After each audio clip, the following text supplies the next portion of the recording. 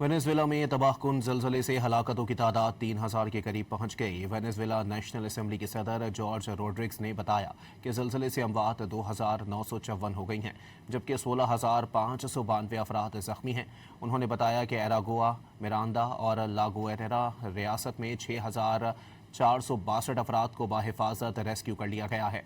इस वक्त मुल्क भर में 16,209 अफराद छत से महरूम हैं, जबकि 856 इमारतों को शदीद नुकसान पहुंचा है।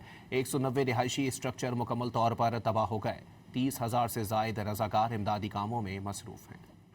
वेनेजुएला में तबाहकुन ज़लज़ले से हलाकतों की तादाद 3000 के करीब पहुंच गई। वेनेजुएला नेशनल असेंबली के सदर जॉर्ज रोड्रिग्स ने बताया कि ज़लज़ले से अमवात 2954 हो गई हैं, जबकि 16,592 अफराद ज़ख्मी हैं। उन्होंने बताया कि एरागोआ, मिरांडा और लागुएरा रियासत में 6462 अफराद को बाहिफाजत रेस्क्यू कर लिया गया है।